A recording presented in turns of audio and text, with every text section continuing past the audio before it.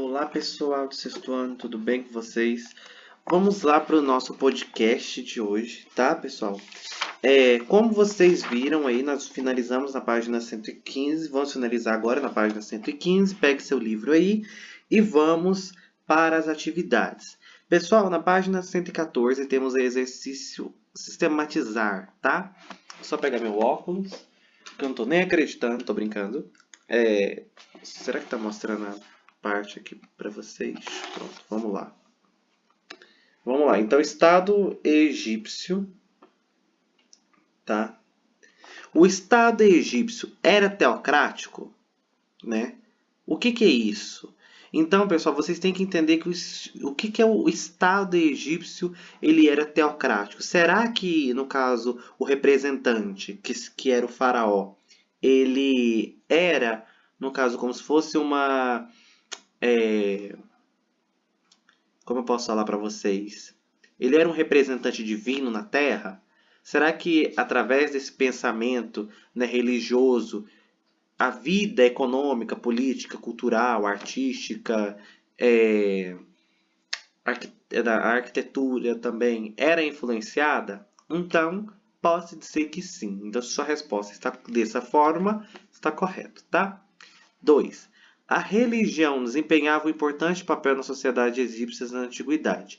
Escreva o que você sabe sobre a religião praticada no Egito Antigo. Pessoal, essa daí está bem fácil, né? Se você estudou, no mínimo você sabe aí que eles eram politeístas e que, né, cada grupo, né, eles adoravam um deus diferente, né? Alguns eram fãzão aí, né, de Ra, outros já eram de Horus, outros já, né, já iam lá mais pro Osíris, outras pessoas, né, no caso, ficavam mais do lado de Íris, e por aí vai, né? Cada deus com sua,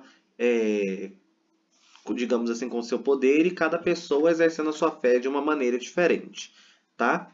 Uma vez que era dividido em grupos aí, mas que todos, né, eram filhos de Ra, e Ra, no caso, era o Deus Supremo, né? Quais eram as funções do faraó? Na aula nós aprendemos que a função do faraó, pessoal, era mandar e desmandar em tudo, né? No caso, ele exercia funções religiosas, administrativas, militares, né? Ele que, enfim, mandava e desmandava. 4. Explique resumidamente a frase: a história de Cush está intimamente ligada ao Egito.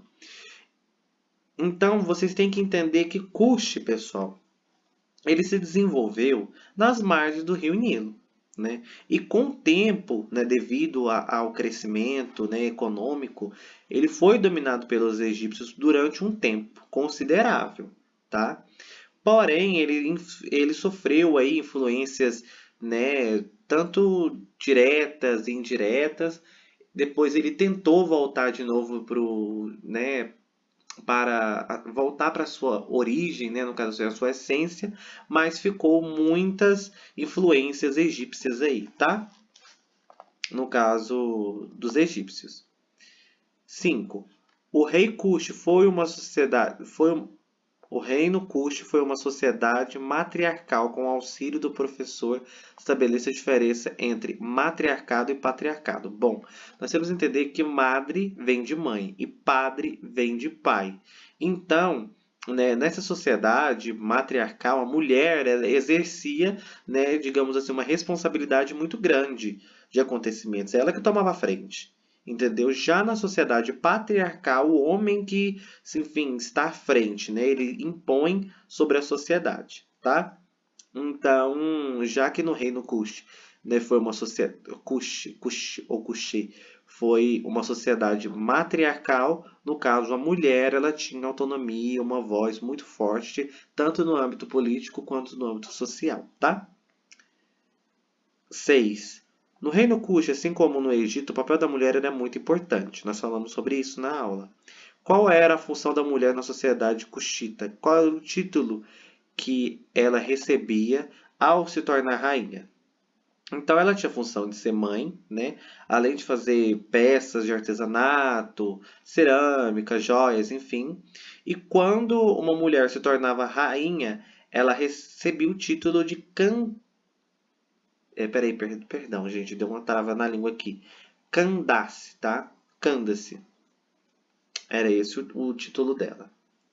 7. De que modo os núbios, no caso os custes, né, também, eram, né, chamados, expandiram seus domínios e qual foi o motivo de seu declínio, tá? Então ele expandiu o domínio dele, né, por volta aí do século do século 750 a.C., né? E o declínio dele foi quando eles se submeteram, né, ao Egito, né, aproximadamente aí há 25 anos, né, da dinastia faraônica. E mais uma vez o declínio dele está relacionado a, enfim, ataques. Podemos resumir assim, ataques. Depois eles voltam ao poder, eles foram atacados aí pelos, né, assírios, pelas incursões bélicas, né, movidas pelos assírios, e os ataques fizeram com que eles, né, tivessem um declínio feio aí. Agora no refletir você vai ler o trecho e fazer o que se pede, tá?